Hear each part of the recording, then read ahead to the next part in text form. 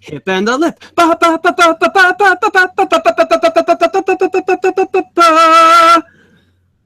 From unknown parts of metropolitan New York City, I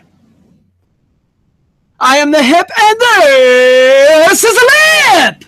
Yes, good evening, everybody in H&L Nation on this lovely Wednesday evening. This is the 18th day of January. We are a few days away from Championship Sunday. For all those so excited about the end of the NFL season coming up, a wonderful NFL season, yes, indeed. And I hope you're all feeling very chill and relaxed this evening as we bring you an hour or so. Who knows? We'll see what happens, indeed. Very scintillating and exhilarating sports talk podcast, indeed. Right. Yes, as you awkwardly shrug your shoulders and deliver that opening line or response to my opening. All right, we are Hip and the Lip, a New York sports podcast. You can like us on iTunes. You should like us on iTunes. Yes, or follow us on Twitter at Hip and the Lip. That's really the Lip just spewing his immediate reactionary nonsense to whatever sports topic dominates the day. And so tonight we have plenty to cover here. Indeed. Tonight we have plenty to cover. 4 divisional NFL round games to get to. Some more exciting than others. Plenty to discuss. I had a great time watching the games personally.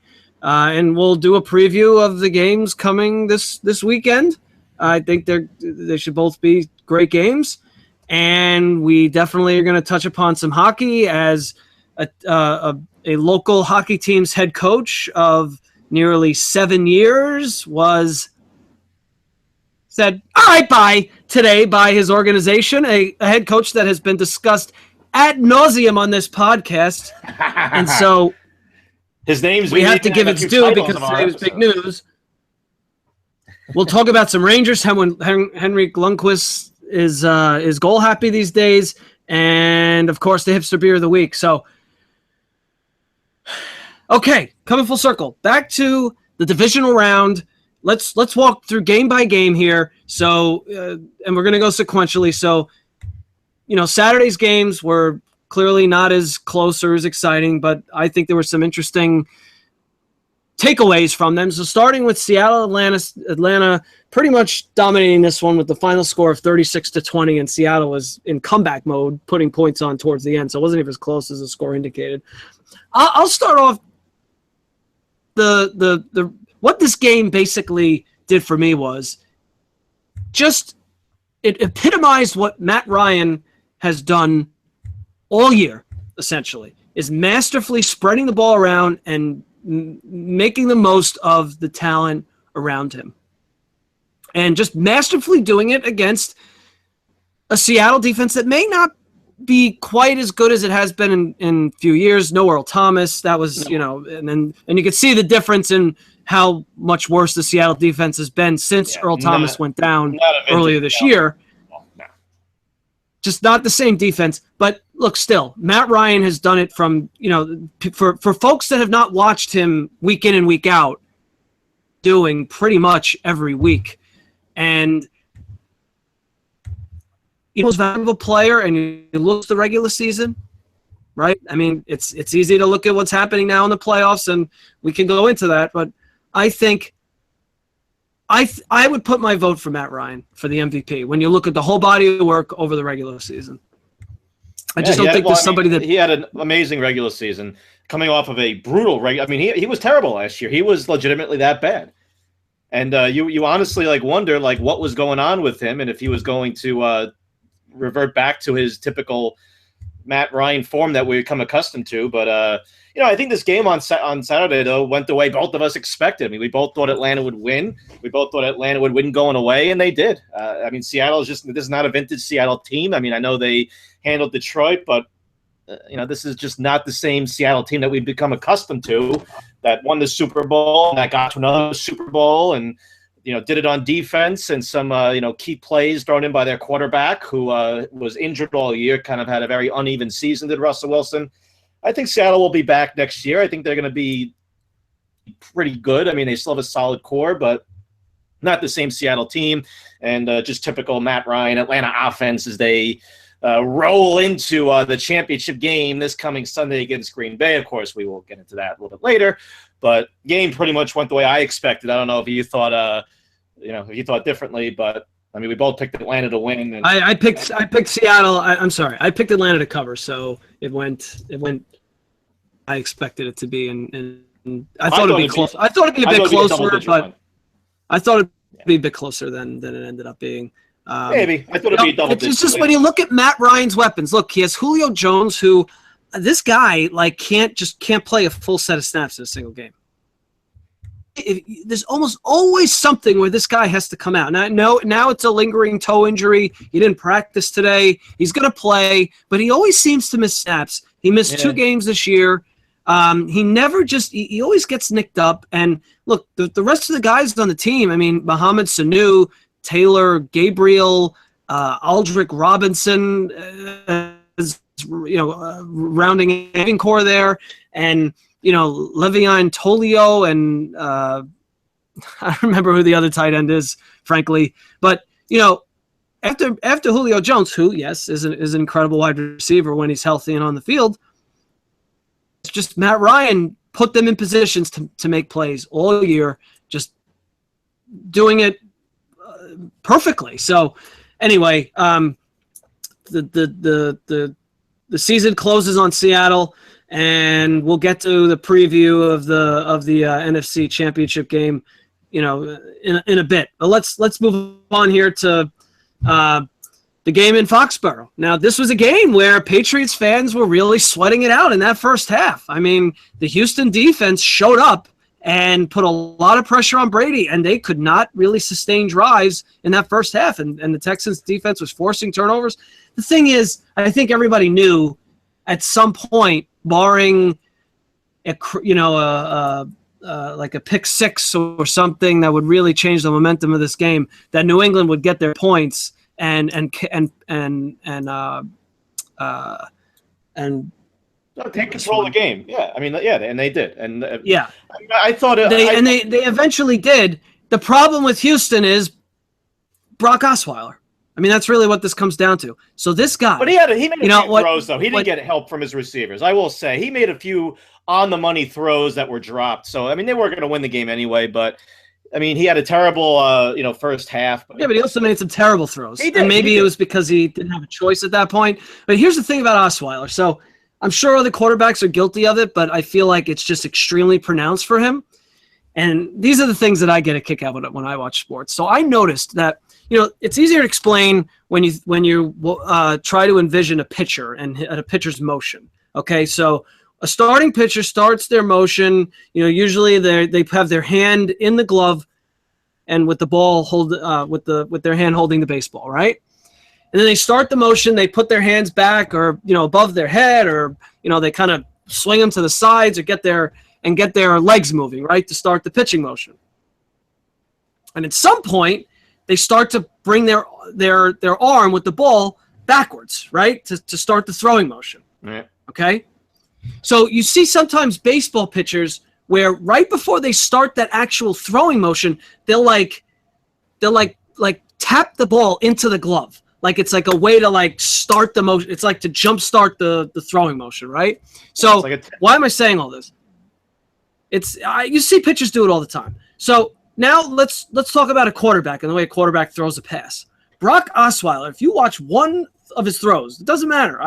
I would almost guarantee you that he does it on every single pass, other than a shovel pass. But if it's a full regular throw, what he does is he taps his ball that he's holding against his non-throwing hand right as he's about to start his throwing motion.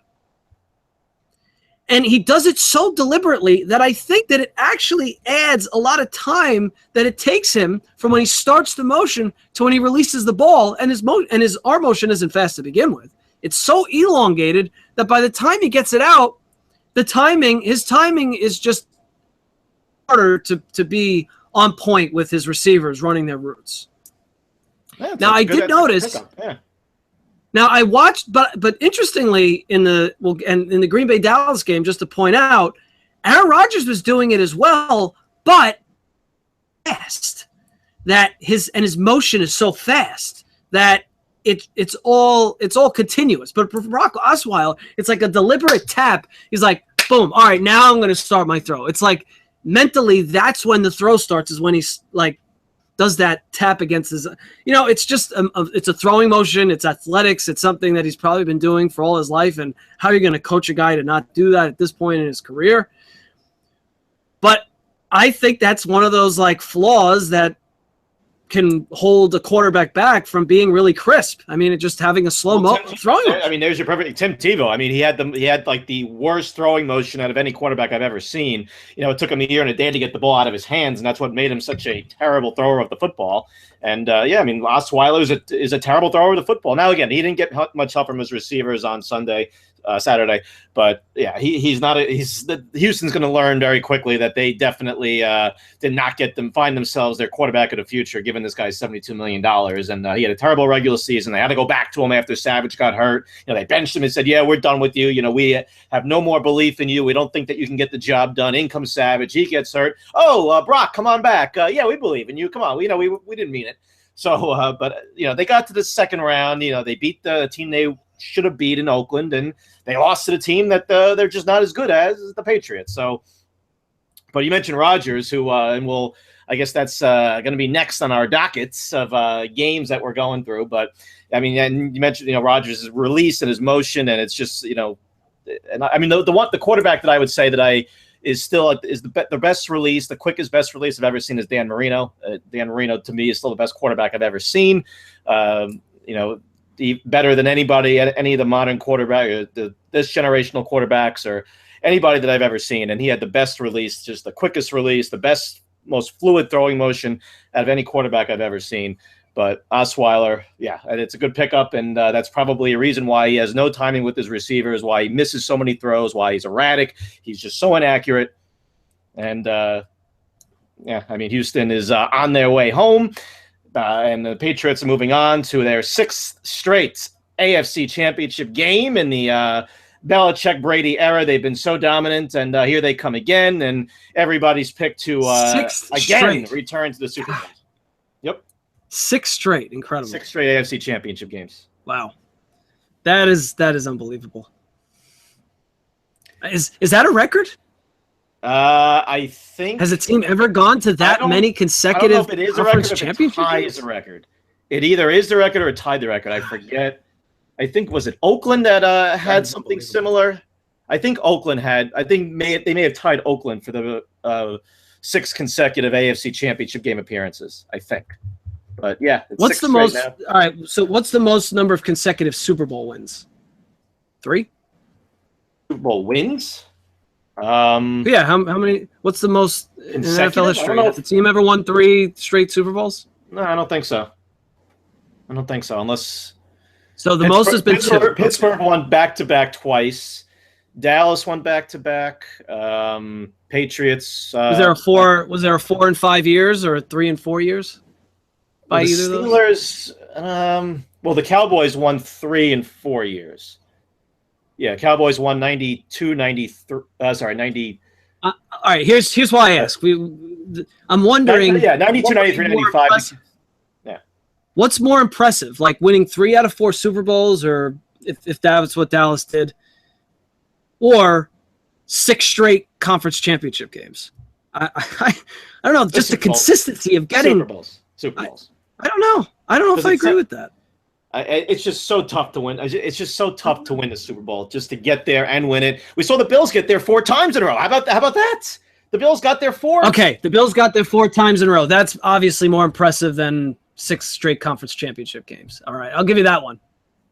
I think that is the Patriots. I mean, the Patriots have had an amazing. Yeah, I know. I'm just trying to see I'm trying to measure up the significance of that versus other act. Yeah, exactly. I mean, Belichick is already, I mean, to some, he's the best coach of all time. To some, he is the best NFL coach of all time. Then Doc Rivers said the other day that he's the best coach of all time in any sport, I think. Obviously that's very subjective, but that this tandem of Brady and Belichick, it's certainly in the conversation at this point with what he's done. You can't argue that. He's won 4. He's on his way to going to his 7th Super Bowl and potentially winning his 5th, if not for the Giants. So, it's really incredible what that team has accomplished just year in, year out. I mean, they've dominated a pretty weak division. I mean, that division has really never produced another team that could legitimately challenge them, at least consistently throughout like their tenure at the top of the AFC East. But, what they've done is pretty amazing. And they're on their way to potentially a 7th Super Bowl in the Brady-Belichick era. God. 7th Super Bowl for Brady and Belichick if they win this? If they get there, yep. That is incredible. Amazing. Yeah. Wow. All right. Well, we'll get to previewing the game for the Patriots shortly, but let's move to the Sunday's games from this past weekend. Yes, Mr. Rogers' neighborhood. Yes. This clearly was the best game. This was one of those games that people just won't forget.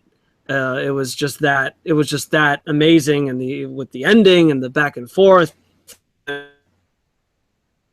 mean, silencing Cowboys Nation early on with the shots of Jerry Jones looking stunned and, raising the questions. Dak Prescott down 21-10. They were down 21-3. Yep. They were down 21-3 in this game. Yep. And, Troy Aikman said in the first quarter, I think it was when it was 14-3, 23, I don't know. He brought up the Tony Romo, I heard him. Probably because he was paid to do it. He couldn't help himself. Hey, couldn't help himself. You knew it, right? Back. It's Tony Romo, right? He's on the bench. He's there. Yeah. Bring him in. let him ride into it was 21-3 when he said it, because I made a note to make sure to remember. And look, you can see why, because Dak Prescott had never faced a deficit like this, and we've talked about this on the show. What is this? Dak Prescott has just not been tested in that respect at all during the season, where he's been really forced to throw and not rely on Ezekiel Elliott moving the chains. Now, they kept feeding Ezekiel Elliott the rock, and you got to give him credit for that throughout the game, because even when they got down by as much as they did, because they knew they had faith that they would be able to make plays down the field, because the Green Bay Packers secondary just blows. And so their defense was atrocious. Sure enough, their defense was hideous on Saturday. Oh my God, it was brutal. It was brutal. I mean, chunk gain after chunk gain. Ugh. And guys running wide open in the secondary. It was terrible. Their defense. Oh. I actually want to ask you a question. Go back to the first quarter in this one. Aaron Rodgers looked like he was just, so mentally into this, and it's what makes watching him so great. Not just the physical talent, but how locked in he looks and how intense he is when he's playing. Okay, and every ounce of his body is just focused towards winning, and there's like no distractions, right? And so, on the first drive for Green Bay, Dallas got caught at 12 men on the field, and defensively, and because Aaron Rodgers hurried up to the line and made sure they snapped the ball when Dallas still had 12 men on the field. Yeah, I mean, Manning used to do that. Brady does that. The best quarterbacks, they have a knack for that. It's like that those nuances that those great quarterbacks, they just have a knack for. Like, they're substituting very slow. Let's get to the line and see if we can catch them. Yeah, and so there was a point made by the commentator that apparently, going into this game, Dallas said that they would smartly make substitutions. Sean Lee is the linebacker that on the field runs the defense. What are you talking about? Well, I don't understand. That leads to my question. So, what does that even mean? I have no idea. I mean, smartly make saying that they would smartly make substitutions, does that imply that there's a decision going into the game whether they're going to make substitutions in the first place? Like, I just didn't really understand what they were getting at. I mean, the Giants, for example, they didn't rotate anybody on their defensive line. I mean, they would make substitutions. They had their base package. They had their nickel, dime, whatever, depending on how many receivers the team, what kind of offense the team was what kind of offensive personnel the other team had on the field. But I don't understand what smartly making substitutions means. If they're running a hurry-up offense, Green Bay, is that what he meant? Obviously, if they're doing that, it's tough to substitute, or you pretty much can't substitute. If they're running a methodical offense where they're huddling, and then Dallas is going to rotate guys in to keep guys fresh or to strategically match up. I don't know what he was talking about there. I'll be honest, I have no idea what smartly make substitutions, what that means. I no clue. But Dallas got caught. Oh man! And then they got caught with that other stupid penalty of the guy running, and this is on offense, of course, but the guy running into the huddle and then running out of the huddle and then getting caught with the non-sportsmanlike conduct penalty, which is something that you do not see very often. I mean, you'll see 12th man in the huddle, but he wasn't the 12th man. They had the right amount of guys in the huddle. It's just that then, let's get him off the field and bring in somebody else because we're trying to slip one past the defense there. So, and that's one that you don't see very often. So that's not exactly smartly making substitutions, is that, Troy? So the game was tied at 28 on when Dez Bryant scored the second touchdown, and then the game gets started in a way. I mean, pretty crazy. Dallas came all the way back down 21-3, 28 all, and here's where things just get nuts. So you have that long field goal by Mason Crosby. I think they were set up with better field position on the drive, and then I don't remember, it was a sack or some other play that they got pushed back. Second down play where they try and run and it was almost similar to the Giant game where he made that stupid decision to go for it on fourth down, and then he hands off to Montgomery, and the Giants blow up the play and tackle him for a loss. The same thing happened here. He's trying to run a little stretch play with Montgomery.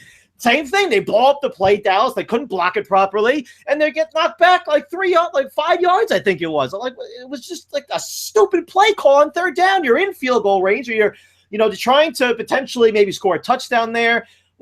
And as opposed to just settling for a field goal, and then you knock yourself back, third and long, and then he has to bail out his coach by kicking a 56-yard field goal. Unbelievable kick. Crosby's great in the playoffs. I mean, he has a fabulous record in the playoffs, but he's not a guy that's known for making that long of a kick.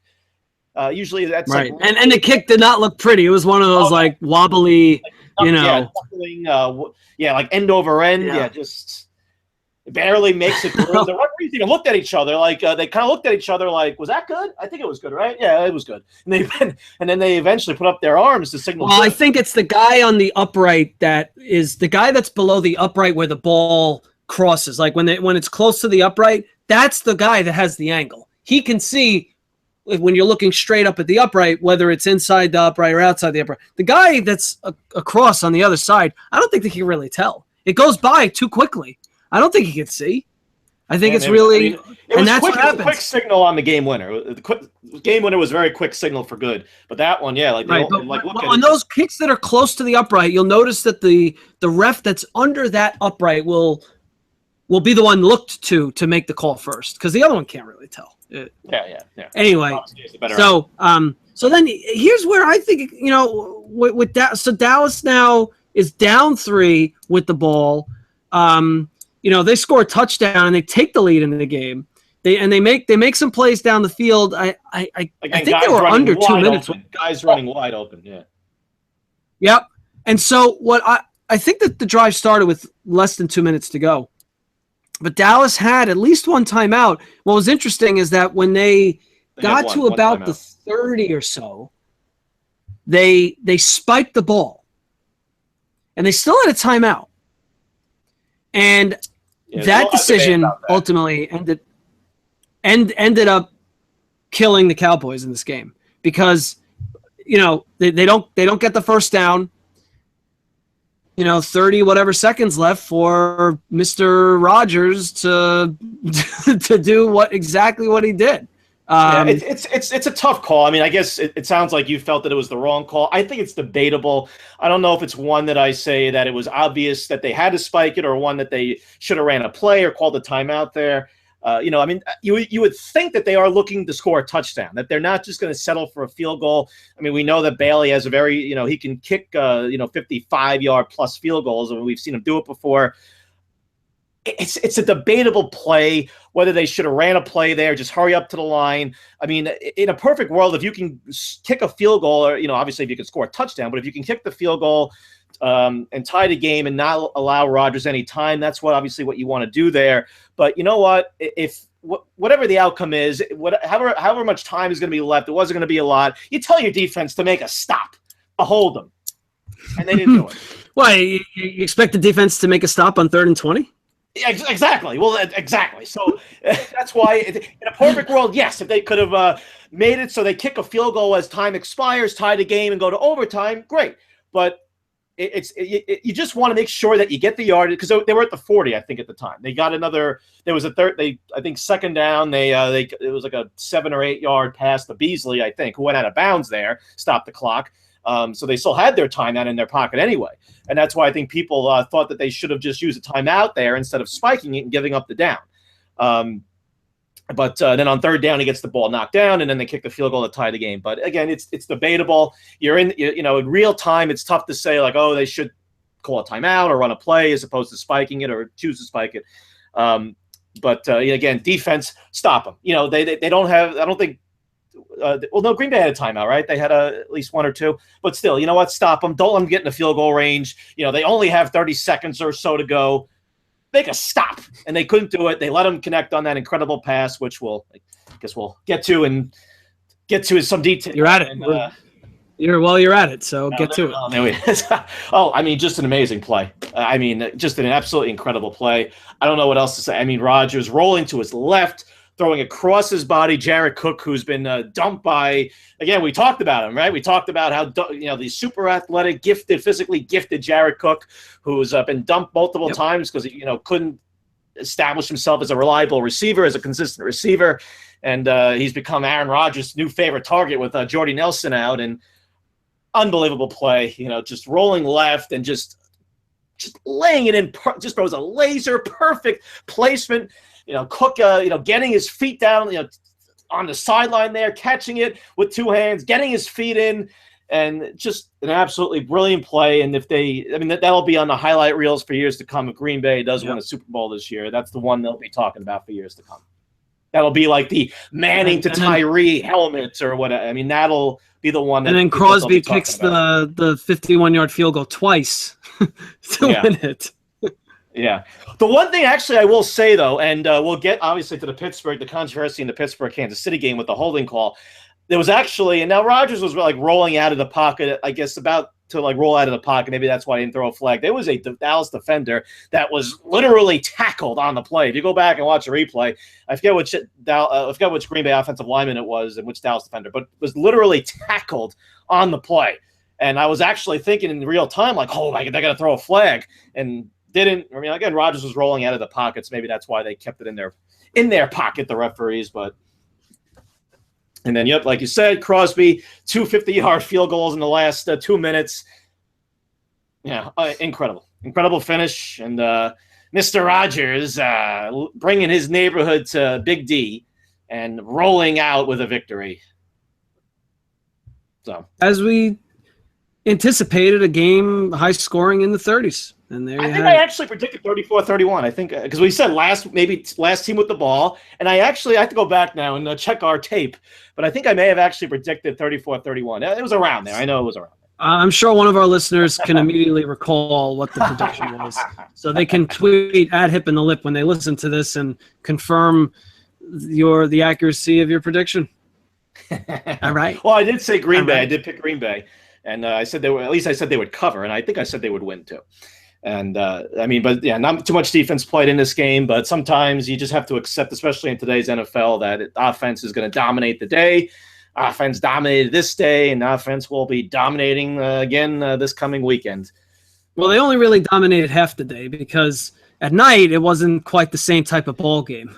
True. No, that's fair. That's fair. Different type of game. Different type of game. Not an exact. I'm not going to say it was great.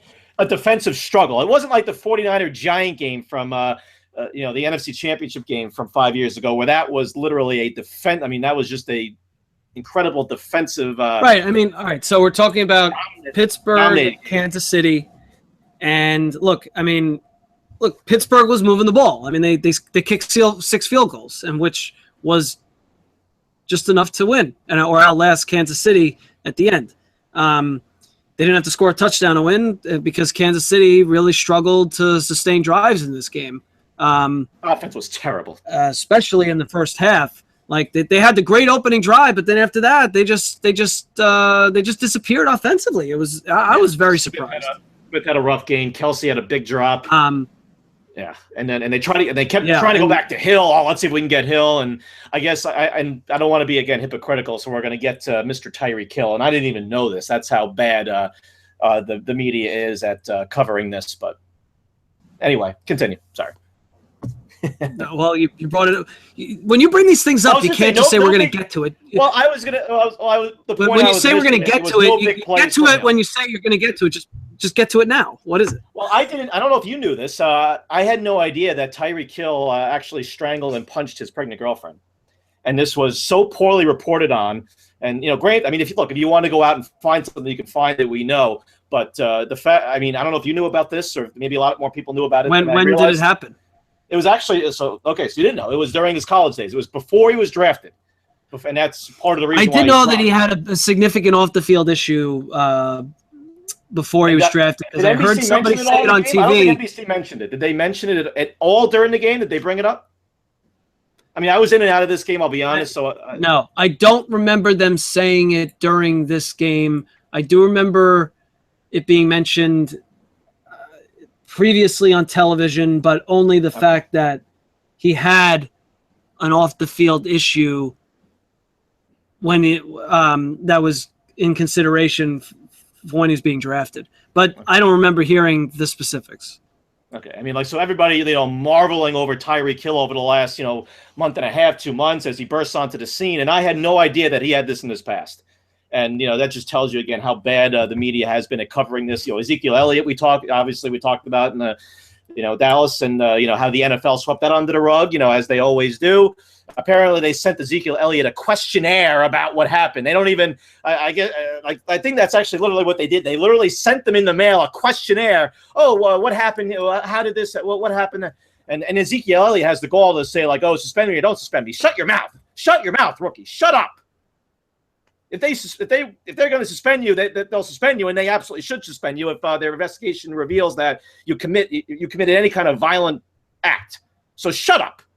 But Tyreek Hill, I heard nothing about it. I learned this week. I found that there was actually a few articles in the Kansas City Star that I pulled up online after I saw like a little headline on SI.com or something. And but that just tells you how the NFL, I guess, either muzzles the media or they just shy away from it because they don't want to, make any waves since they're, of course. Well, what are you going to want them to do about a situation that happened before he entered the league? I really don't know. Look, it's one thing if it happens during the season or while he's in the league, but when you say when they shy the media, like, what do you want them to do about it? Well, he's a rookie. It's not like it happened 20 years ago. He's a rookie. But what do you? No. That doesn't answer my question. You said the NFL just shies away from it or influences the media. But what do you want them to do about it?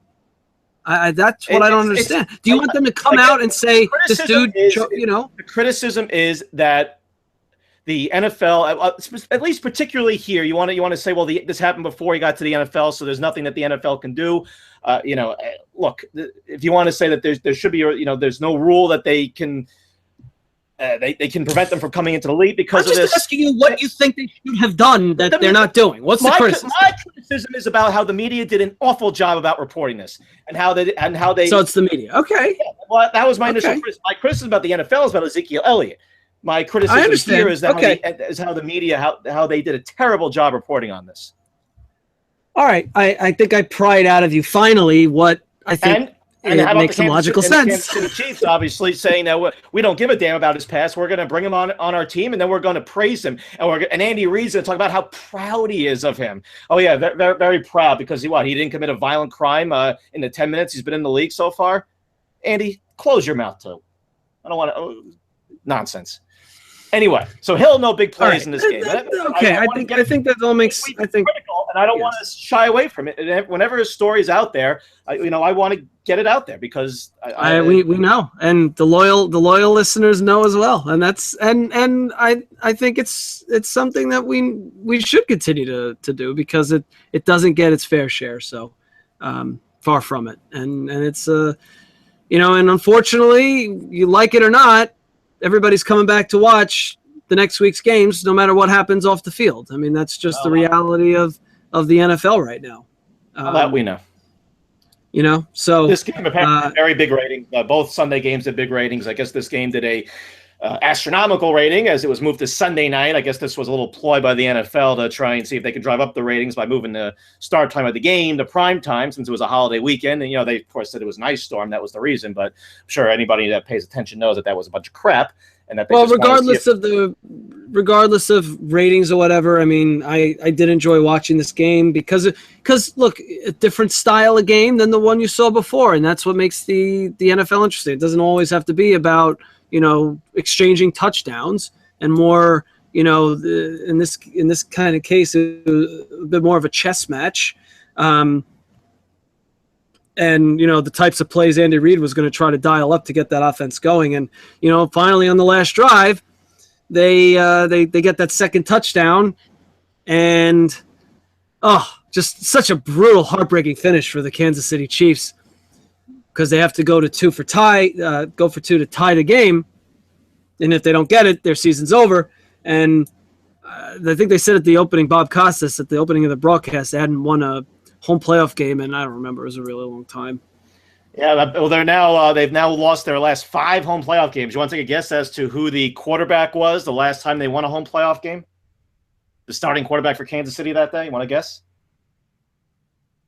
I can't even name more than 5 Kansas City starting quarterbacks of all time. So I'll go with Elvis. You go with who? Skirbeck. Go. Elvis Skirbeck.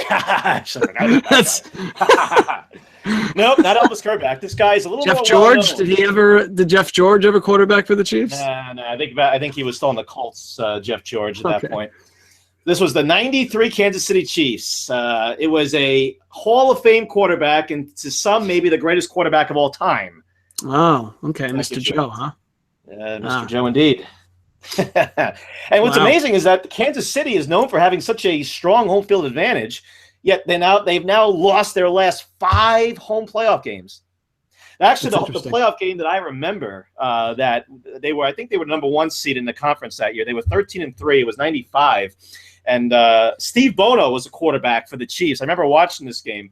And, Steve Bono led them to I think it was 13-3, something like that. I think they were the number 1 seed that year. And they played the Indianapolis Colts in the second round. That's a divisional round. And they lost that game 10-7. Want to guess who the starting quarterback was for the Colts that day? He is now a coach, a very prominent coach. Jim Harbaugh. That's it.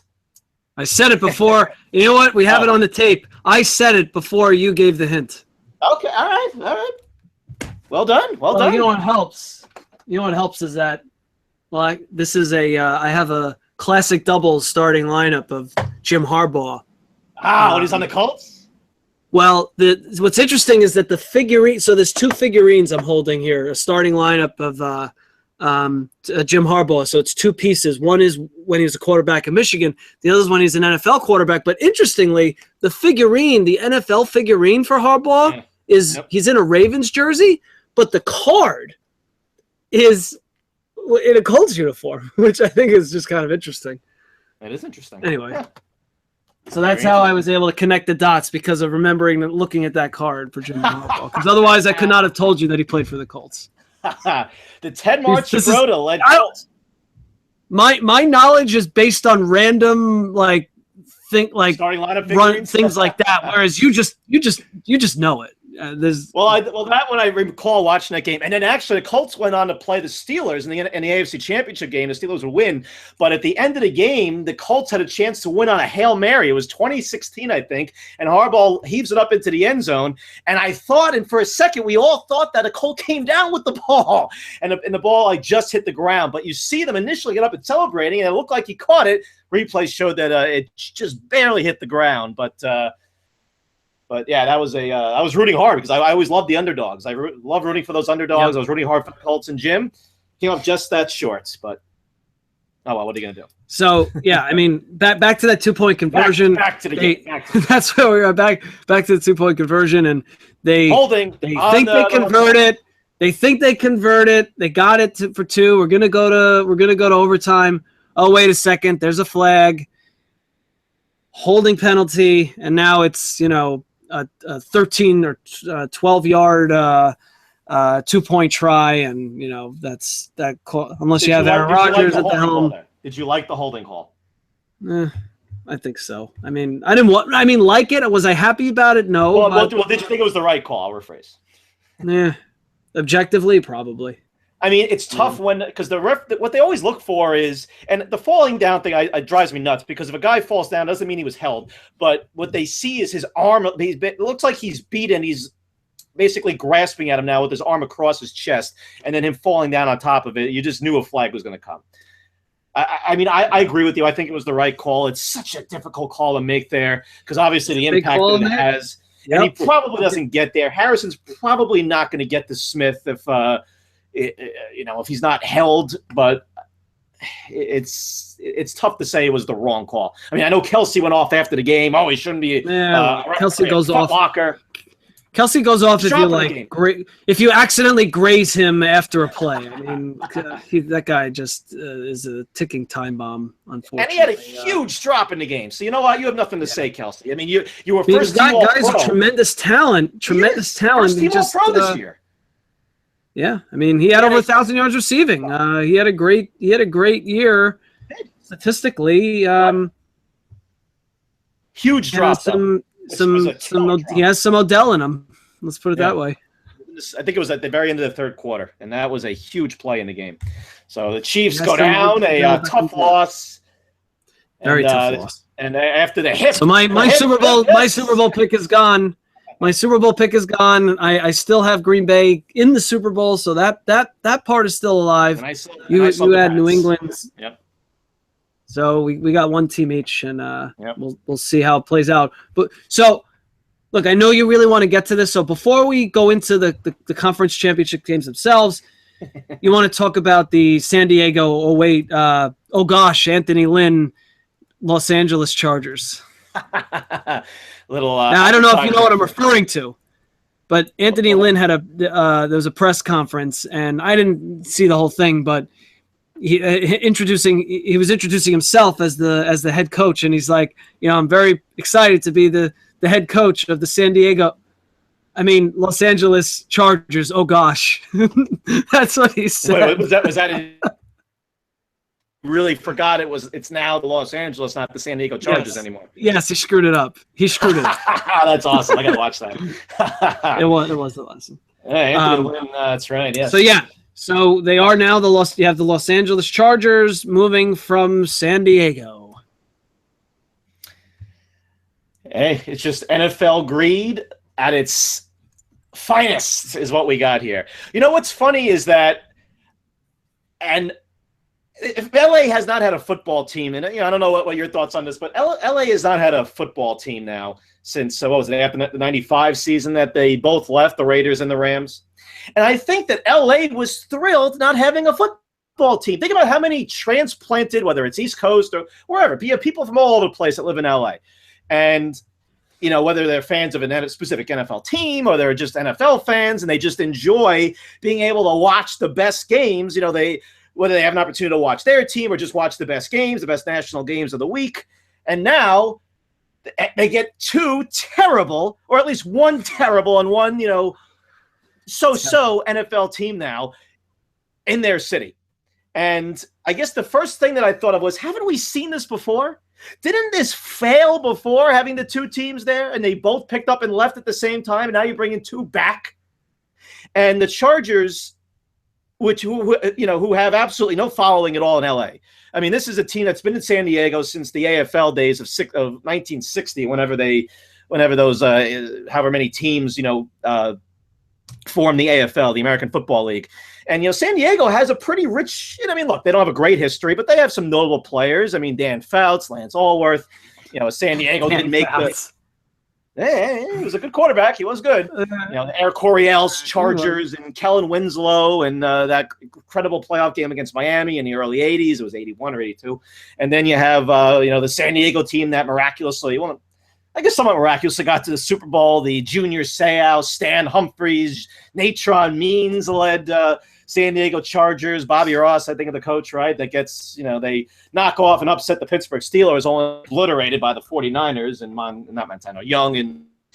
But, at least, a history. And they've, in that city and a stadium that I think was fine. I don't think there was any issue with that stadium. I actually wrote about this in my one blog post I made a few years ago about how owners now all they care about is new stadiums, do publicly funded stadiums because they're not making enough money off of their stadiums that are in perfect condition and that are perfectly fine for the fans and for the players and everybody involved. But because they don't have enough luxury boxes, we can't charge enough for our luxury boxes, and we can't charge personal seat licenses, and we can't charge $15 for a pastrami sandwich and $10 for a hot dog. Well, let's just move to a new stadium and get the public to finance it because the NFL doesn't make enough money. It's only $13 billion a year now in revenue. And these owners aren't worth enough. The Spano, whatever his name is, Spanos, right? Only worth a couple of $1 billion himself. So let's get the public to build it for us and pay for it. And you know what, San Diego? Good for you. I salute you, San Diego, for telling them to go to hell. For telling the owner, for telling Spanos and the NFL, you know what? Build it. We want you to stay. We want you here. Build it, please. But build it yourself. If you want us to pay for it, go to hell. And that's what they did, and I love it. Kudos to San Diego. Look, I know it's disappointing, and they had, I guess, a bonfire, right, the San Diego fans. And, and I understand that the San Diego, the loyal San Diego Charger fans now, whether they're going to continue to root for them in LA. Yeah, do the loyal fans get that what you're saying? Or are they just pissed that their team, picked up and left? Like, do you know, is there a consensus on that from the fan base? Do they understand the logic behind why they couldn't stay? Well, yeah. I mean, they voted down. I mean, it was a proposal, a referendum, I think, right, that they voted down, and they said that So okay, so the fans basically, well. Yeah, it goes through the process to get it on the ballot and to get it to a vote. And the residents of San Diego said, no, we're not doing it. There's nothing wrong with Qualcomm Stadium. You're making money. It's not like you're in the red. Every NFL team makes money. This is pure, unadulterated greed. Get out. Go to hell. Drop dead. And that's what they did. And I applaud them. Now, I am the same guy that was like... So what's the deal with the Chargers playing now in LA? Are they playing in an existing stadium? They're getting a new one built? How's that going to work? So, they're playing, I guess, in Carson City in a 30,000-seat stadium that houses the LA Galaxy, I guess, right?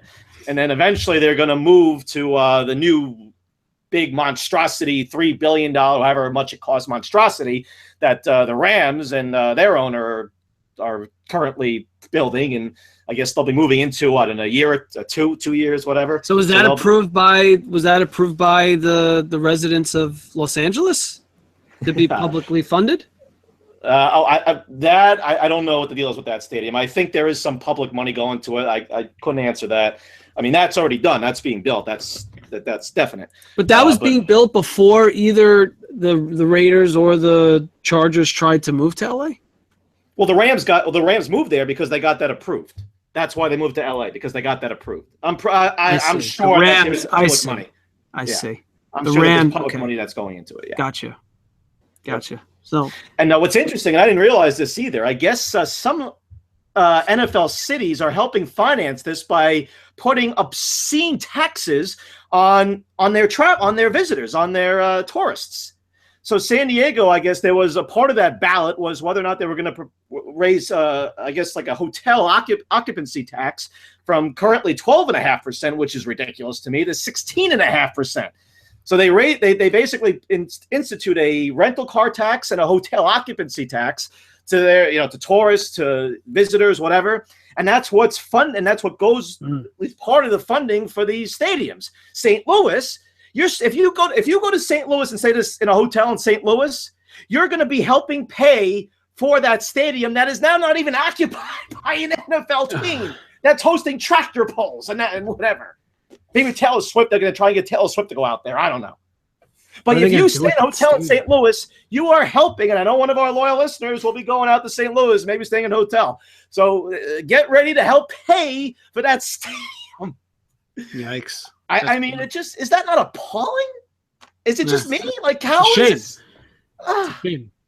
They spend all this money, raises all this money to build these stadiums, and now the Rams stadium and the Rams former stadium in St. Louis doesn't have another nothing significant purpose. Tractor pulls and swap meets. I don't know. and exactly. All right. So let's move back to the games going forward now. It's conference championship weekend and both games on Sunday. So the first game, 3:05 Eastern start, Green Bay at Atlanta, the NFC Championship game. Atlanta is favored by 5. I see that and I'm like, why are the odds makers continuing to bet against Aaron Rodgers? Yeah, 5 is high. To me, 5 is high. I guess I'm not surprised. I thought it may come down. I think it probably will come down. Maybe I'm wrong. Maybe it'll stay the same. But they start off at 4. Did it start off at 4 or did it start off at 5? I don't know. I don't know it seems high to me.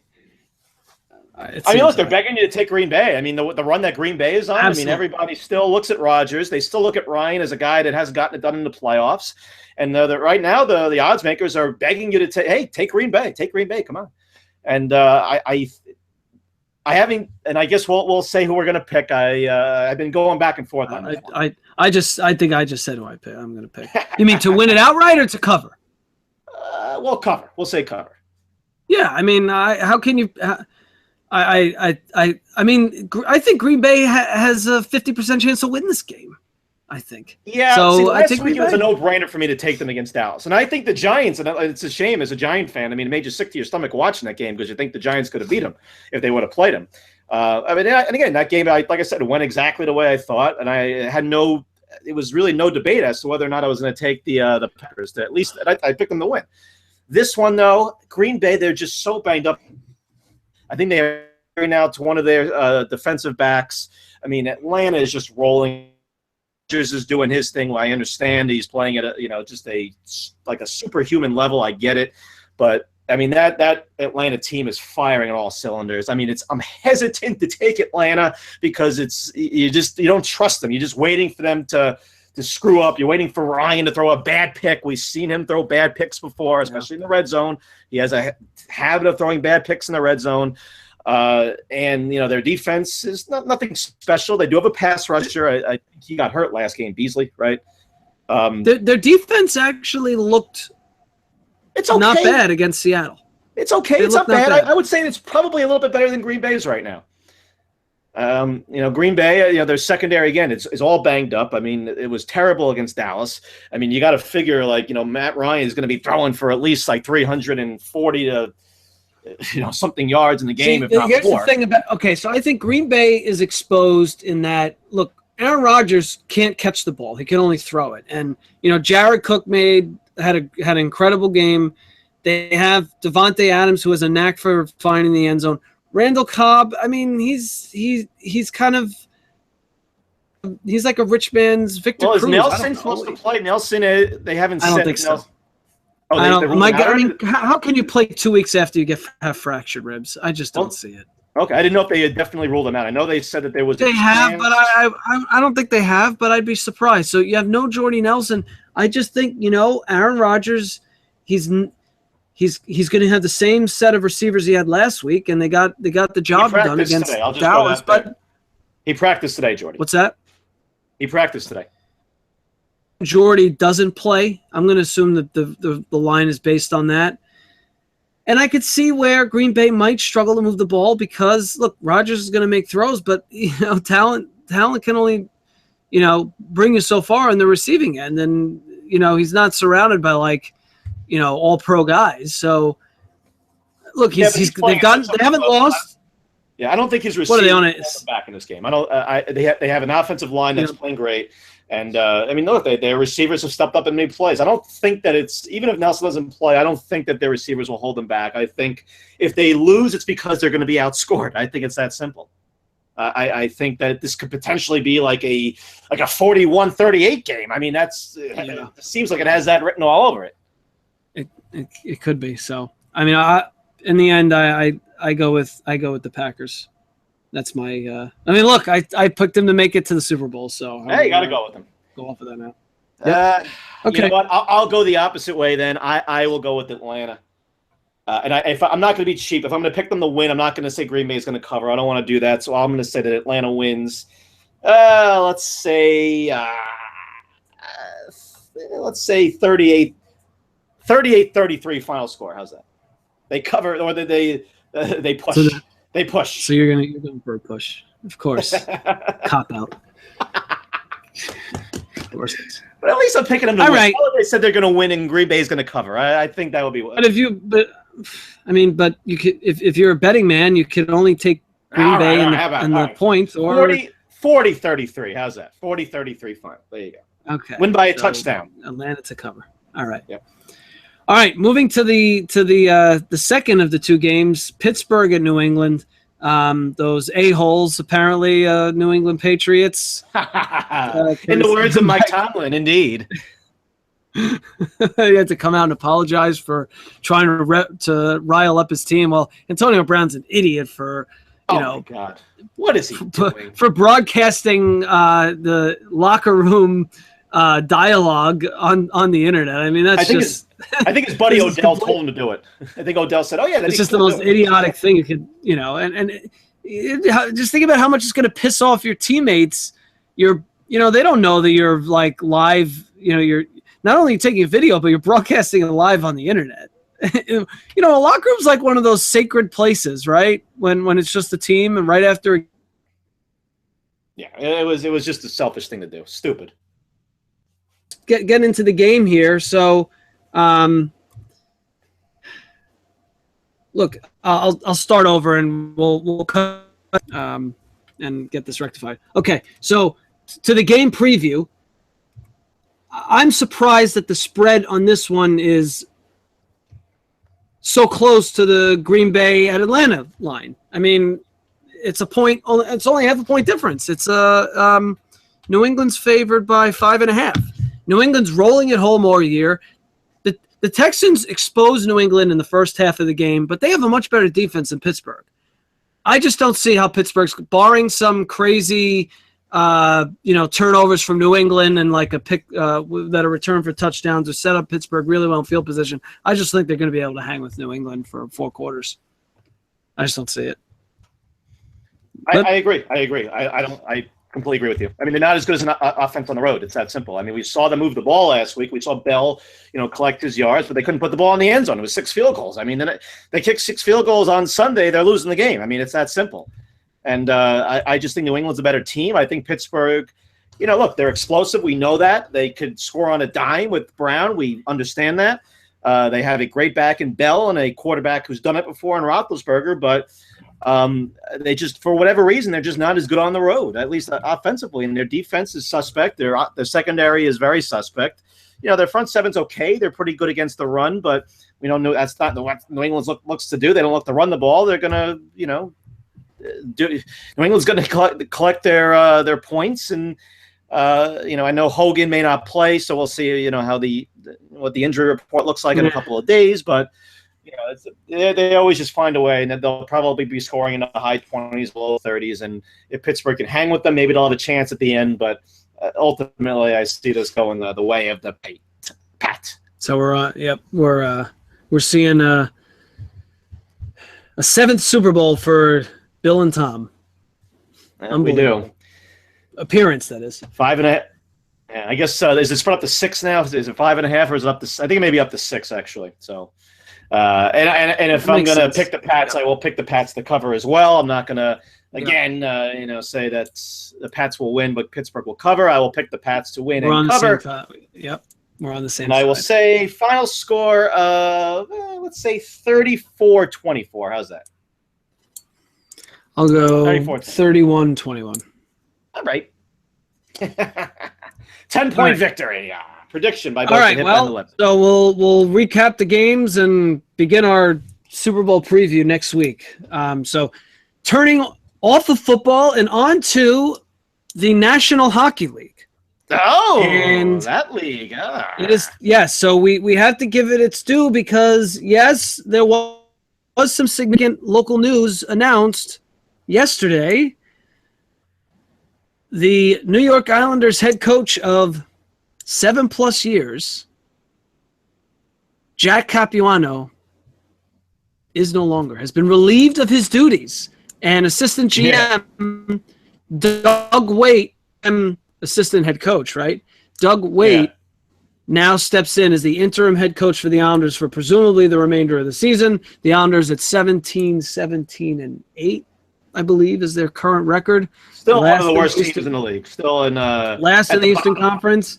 And look, I mean, they set you up they get you excited for a couple games, and then they remind you quickly why they're so bad. It's a roller coaster of that. It's been that this year, but more bad than good. And so, a topic of discussion that has come up numerous times on this show over many episodes is relieving the head coach of his duties, also relieving the GM of his duties. And I know there's plenty to say there because the GM is still, Garth Snow is still the GM as of now. But when you heard this news yesterday, what was the first thought that came to mind? I was stunned. I was legitimately stunned. I really did not. I resigned myself to the fact that, or at least what I thought was going to be the fact that Jack Capuano and Garth Snow were going to be at the helm of their respective positions until the end of the season. And then we would hope that they would clean house, just get rid of everybody and start anew. So this really was surprising. I mean, considering that I've been very critical of Capuano, I'll be honest, I did not exactly, dance a jig. I mean, was this long overdue? Yes. Did he deserve to keep his job? No. And, is this a move that they had to make going forward? Yes. But the problem is, first off, you have so many questions. Why now? That's the first question. Why now? What prompted this? Now, apparently, the owner, or at least one of the owners, Ledecky, was with Garth on the road trip, or at least in Carolina. They played in Carolina on Saturday. It was one of their more embarrassing performances of the season. I don't know if you caught any of it. I know that that scintillating football game was on, but the Islanders were ahead in that game, and then they ended up giving up 8 or 9 or 12 goals in the third period or whatever it was. Oh no, I'm sorry. I guess it was only 4 goals. So they ended up losing 7-4. Their defensive zone coverage was again reminiscent of the Mighty Ducks or District 5. They literally played like they had no structure. They were just hideous in the game. It was one of their more embarrassing performances of the season, which says a lot. And apparently Ledecky was there, and apparently he either gave a face to Garth Snow or he said, hey, Garth, this is unacceptable. Something has to happen now.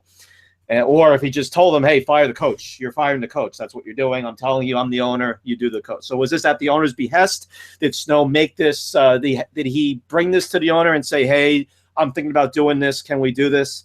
I mean, he Snow in his press conference then goes on to say, oh, well, he wasn't in our plans next year anyway. Well, what does that mean? When did you make the decision that he was not in the plans next year? And if you knew this, why didn't you fire him earlier in the season?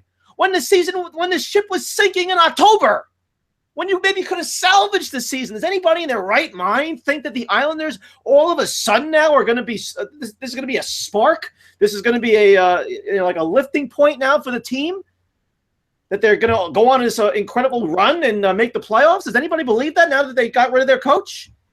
I mean, that ship had sailed a long time ago. That ship had sank. This season is over. And why all of a sudden now? And what does this legitimately mean going forward? What are the implications of this? Does this mean that Snow is going to be picking the next coach? Does this mean that they're going to give him the rest of the season and then just can him too? Are they going to bring in another guy in the middle of the season? Apparently, they talked to Gerard Gallant, the former coach of the Panthers. Talk to him to bring him in at the end of the season, or that they're going to bring him in now? mean, there are just so many questions that have to be answered now after this move, which was, again, very head-scratching for me. And, and then it calls into question the relationship between the coach and the GM. I mean, we heard, Capuano take shots at Snow in, press conferences throughout the course of the season when the team would get killed and they would look terrible. And he would say, hey, my personnel, I don't have any guys in the bullpen, the horses in the barn, whatever metaphor he would use to describe how there's no reinforcements coming and how he has very little to work with here. Obviously, an indictment of Garth Snow and his awful, terrible offseason where he let 2 core Islander players go and replaced them with Andrew Ladd and Jason Chimera, who both have had miserable seasons. And, of course, Garth Snow has to come across as patronizing as he does, basically treating the fans like they're idiots, making like these very glib, just like smug, obnoxious comments, I'm trying to think of the one that really got me riled up. Well, first off, he said, unfortunately, coaches bear the brunt of those decisions. And what he meant by that was if a bad play happens in the game, if a guy makes a mistake or he misses an assignment, and then, well, unfortunately, the coaches bear the brunt of those decisions. Not me, the GM. It's not my fault. It's the coach. It's just the coach has to suffer for it. Oh, really? Aren't you the guy that picks the players? Aren't you the guy that gave him his players? That Jack has absolutely no say at all when it comes to personnel. There are coaches that have some input when it comes to personnel. We know Jack has none. We know that Jack has been there for as long as he has because Garth basically had a guy that he can control. He was essentially Garth's puppet. We know that. And the one thing that bothers me also, especially if Garth Snow were ever to remain at the helm throughout the end of the season and into next season, to me, he hitched his wagon to Jack Capuano after the 2014 season. They were coming off of their impressive showing against Pittsburgh in the playoffs. Garth then goes out and has a season. Then what he had this past offseason, the team regresses. They go on to be one of the worst teams in the league again. And Capuano could have been fired then. I mean, Capuano could have been fired a zillion times. But he could have been fired then. And when he didn't fire him then, he hitched his wagon to them. And he basically said, I'm going to go down with Jack Capuano. I'm either going to rise and we're going to have success and win together, or I'm going to go down with him. And there is absolutely no way that Garth Snow should be allowed to choose another head coach. Again, to me, he should have been fired after the 2015 playoffs when they didn't show up in Game 7 against the Capitals. They collapsed at the end of that season. They looked like that was going to be a special season. They choke at the end. They fall apart. They collapse. They lose home ice. They don't show up at all in Game 7. Capuano still keeps his job. Doesn't do anything again in the offseason. They regressed last year. Yeah, they had 100 points, and they won a playoff series, but anybody that watched them knows why. They knows that the system was not working, that they won last year because of great goaltending and because of pretty at least solid defensive play and a couple timely goals. But that was a team that everybody knew was in no way close to winning a cup. And then obviously the disastrous offseason, which led to the complete regression of the Islanders. And after everything that we were told, after everything, patience, rebuild, patience, developing prospects, developing our prospects the right way. Yeah. How's the development of Ryan Strome going? Nelson going, who looks like who's I understand is among the team leaders in points, but is as streaky as can be, and he's invisible for good portions of games, and disappeared in the playoffs last year. Where are their stud prospects in the minors? Oh, they're not even close to being ready yet. Really? They're bringing up their prospects, and they're first in the league in goal scoring. Matthews is fourth in the league in goal scoring, and Patrick Lane is second in the league in goal scoring. They're rookies. It is, and the thing that is not lost on the media in New York, and I'll give them credit, in every major newspaper in New York, there was an article saying that essentially Jack was made the scapegoat. He was the one that was thrown to the wolves, but Garth Snow created this mess, and he is the problem. He is the root problem, and until he goes, things are not going to change and improve. Well, isn't it interesting that you said that the major news outlets that Newsday, the Post, Daily News, but they don't write about the Daily News about the Islanders. Shocking. The Newsday writes about because they have a dedicated beat writer, right? But the other news outlets don't. And I guess you got to give them credit to the fact that clearly they're still paying attention enough to make enough of an assessment that Garth Snow has to go too, because clearly you have to follow the organization essentially day in, day out, right? I mean, you don't have anything of significance after a coach gets fired. I know hockey is, very much secondary in the New York sports landscape. I get it. We're going to see 17 articles about Yankee prospects, and when the Islanders fire their coach, I mean, it'll still be very much secondary. And maybe you'll get a little blurb, in the page. I know, but what I'm getting at is acknowledging that they're giving you sound analysis when they do address it. It's still, which to me says that they're covering it or following it. They just may not write about it a lot because they don't think a lot of people. All right, fine. Versus that's fine. But the Yankees. But everybody, at least they recognize that this wasn't all about Capuano. Yes, Capuano was not qualified. Yes, he was in over his head. Yes, he should have been fired dozens of times by now. And Capuano was the right guy to bring in after they fired Gordon, because he was good with young players. He knew how to nurture them. He got along. He knew how to relate to them. He got along very well with he was very much a player's coach. He was the right guy at the time, but he was not the guy that was going to get him over the hump, and we knew this. Any Islander fan that paid attention knew this, and we knew this very quickly. He deserved an opportunity after the Pittsburgh series because they played a hell of a series in 2013, but we knew shortly after that he was not going to be the guy to get them over the hump. And then they no-showed in Game 7 a couple of years ago. But Garth is stubborn, and he's so much smarter than everybody, and his arrogance and his it's just he knew better than everybody. Oh, I know he's the right guy. And now all of a sudden, well, he wasn't going to be the guy next year anyway. What? When did you make that decision? When all of a sudden was he not the right guy anymore? For years, when everybody said this guy's not the right guy. Oh, no, I know. He is the right guy. You'll see. And now all of a sudden yesterday, oh, he wasn't the right guy anymore. Oh, really? Time for a jig. Time to dance the jig of the New York Islanders. All right? I mean, we'll see what Doug Waite does with this crew. We'll see if they actually change anything, if they play differently. We'll have plenty of time in the coming weeks to – amid the Super Bowl and whatever the nonsense we discussed, to look at how this unfolds. So, but making this move now to me is the quintessential example of how dysfunctional this franchise continues to be. They have owners that are basically witness protection. Nobody knows where they are. They haven't said a word this whole season. And again, I mean, this just made more questions than what it answers. Because now we're all trying to speculate and guess what the hell plan is in place. How do you – I mean, I just feel that if you're going to get rid of Capuano, you have to get rid of Snow too. You can't allow Snow to get rid of one and then say we're conducting a coaching search and let him be at the helm of it. Unless it just means that he's not going anywhere. If it means that, we're all in trouble. I mean, what can happen between now and the end of the season that results in firing Garth Snow versus just firing him now? That's what I don't like. There's not much he could do at this point.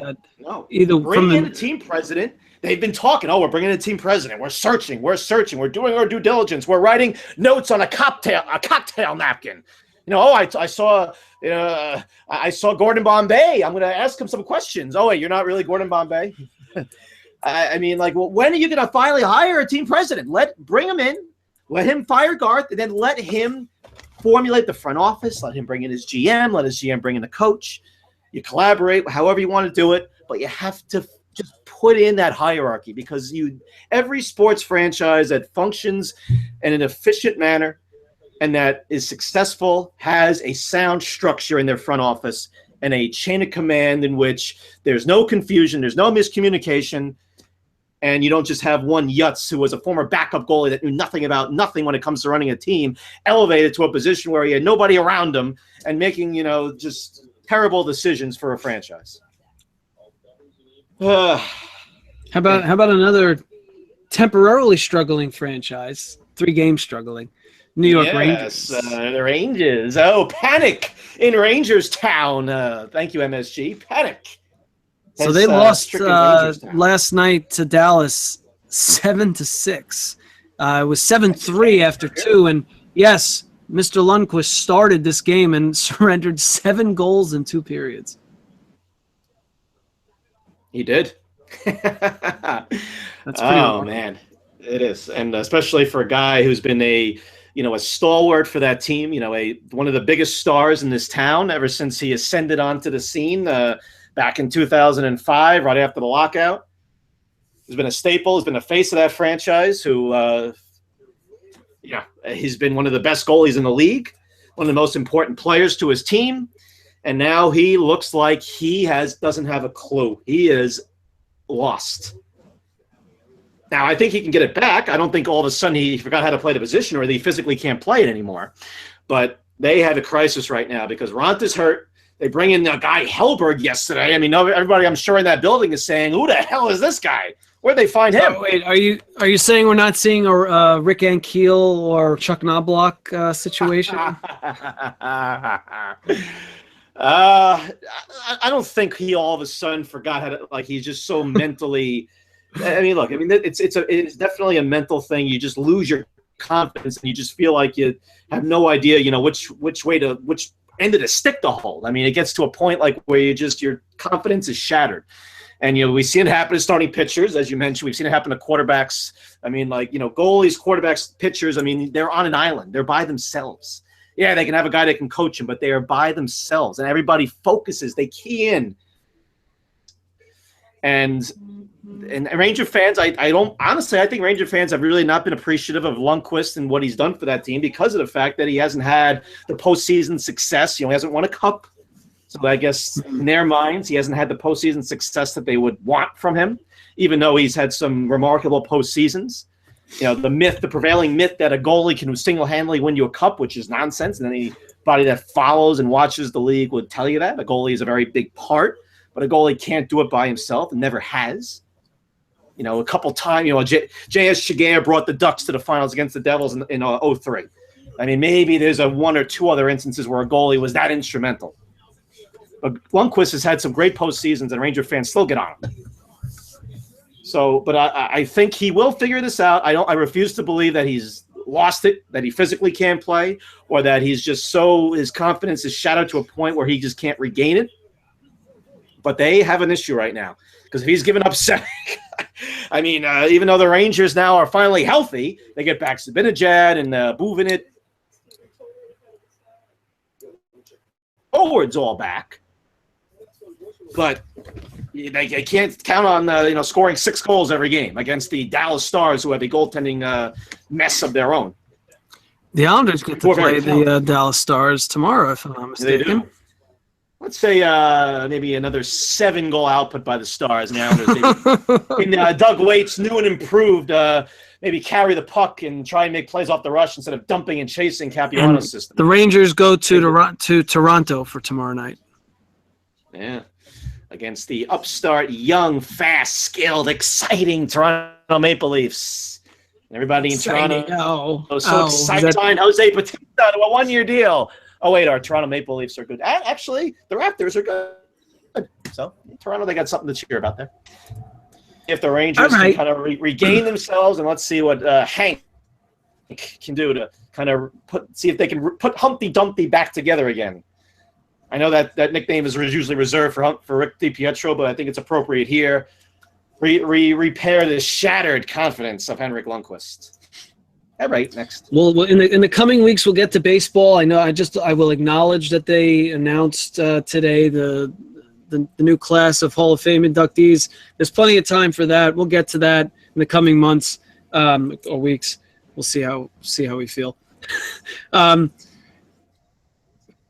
about the Capitals? Did you watch any of the Capitals Penguins game? Did you watch any of that game? Get in your Capitals Penguins, and then you give me the final segment. Then you introduce the final segment. So, what do you want to say about your Capitals and Penguins? Well, did you see any of it? Did you watch any of it? I did see a little bit of it. I did not see the end, though. I don't know what else I was watching, but I did. That was in goal scoring. I mean, I guess goal scoring is up a little bit. It's not up significantly, at least on average, but we've seen some crazy games recently. I mean, obviously, the Ranger game yesterday we touched on. Some crazy games. Jig-worthy. Semifinal in Pittsburgh. Jig dancing worthy games, yeah. game, absolutely mind-boggling game. 15 goals, though, in that Penguin Capital game, from 3-0 Capitals to 5-3 Penguins to 5-5 to 7-5 to 7-7. It's a roller coaster ride and an incredible skill. It wasn't just bad goaltending. You're probably thinking, the goaltending must have been awful. It wasn't good, but it wasn't just that. It was just extremely skilled players making skillful plays, especially Evgeny Malkin, who is really underrated in terms of how good and how talented he is. But I guess this was the third time in the last 20 years that the losing team in an NHL game scored at least 7 goals. So, and if you're thinking what's the NHL record, I looked it up because I was curious. It's 21 in a game. Twice happened. The Canadiens beat the Toronto St. Patrick's. That's right, the Toronto St. Patrick's back in 1920. Final score 14-7. And then later tied by the Blackhawks and Oilers in 1985, I believe, a 12-9 Oiler victory. And that was an Oiler team, of course, that featured some guys you may have heard of, that Wayne guy, Gretzky, right? Mm-hmm. Messier, Curry, Glenn Anderson, Paul Coffey. So some pretty good players on that Oiler team. The Blackhawks, they weren't very good, though. Dennis Savard, I don't know, I can't think of anybody else right now on those Blackhawks teams. So, all right. And good stuff. All right. Next. So that's well, I'm going to get to the hipster beer of the week in just a moment. I know that's usually our final segment. I'm actually and I promise I will not drag this out. Just very quickly, we have our presidential. This will be our serious hipster moment of Zenith. And I want you, chime in on this one too. If you got a thought, cut me off, chime in. So our new president will be sworn in on Friday. Everybody knows. And there was a story that really, because I consider us now, we're part of the media. We are part of the media. We're a very, very small fringe part of the, or the small part of the fringe media, not part of the mainstream, but we are a medium and part of the media now. People listen to us. So I just want to say that when I saw the story that our president-elect was considering kicking the press out of the White House, I was very much bothered and disturbed by that, to a point where you actually wonder if media censorship and fascist state-style state-controlled media censorship was on the way. And I just think that freedom of the press is one of the most important rights that we have in this country. It is, of course, the First Amendment right, and one of the bedrock principles, having a free media in this country, and how important it is that we maintain a freedom of the press and a free media to be able to report, whether it's reporting the news, whether it's investigative journalism, commentary like what we do. And I guess that story now, I guess they're not going to be doing that, so that it's a sense of relief. But considering the war on the press that Donald Trump has begun, and I know we try and stay apolitical, we do. We don't want to get political. But I was very disturbed by that, and I'm glad that that's not going to happen. But there is still concern as to the approach that Donald is going to take with the press, as he's basically started his war on the press already. As any little thing that's written about him, he's automatically responding and going on the counterattack. So hopefully we don't see any, fascist-style state-run censor, or state-sponsored censorship of the media and the press in this country. That would be a shame. So, all right, I just wanted to get that in. Hipster moment of Zenith, of serious Zenith, or moment of Zenith. And with that brings us to the hipster beer of the week. Take it away, Mr. Hip. Yes, and let's get a little more serious now and talk about beer. So to close it out this evening, Hill Farmstead is the brewery, and the beer Society and Solitude No. 8. The Lip and I shared. I shouldn't say shared. Like we drank out of the same glass. We both had one. We were drinking out of the same glass. Yes, we had one at the Fourth Avenue pub before the Islanders game last week, where I picked up the John Tavares starting lineup, and I knew I wanted to try this beer because Hill Farmstead, if you see their beer on tap when you're out in the New York City area, order it, because their stuff is just top notch. From sours to IPAs to stouts across the board. They don't can their stuff and distribute. I think you could buy bottles on occasion at the brewery itself, which is located in Vermont. But you're not getting cans from these guys. So it's really more of a, when you're out and about and you see Hill Farmstead, chances are it's a good beer. Go ahead and order it. The Society in Solitude number 8 is an IPA with oats and wheat, hopped with Simcoe, Citra, and Mosaic. So there you have it. That's episode number 44. Next week, we'll have our two teams left in the Super Bowl and plenty of other commentary to go along with it. So with that said, all right, bye. All right. Thank you for sticking with us. All right, next. Bye. See you next week, folks. Super Bowl.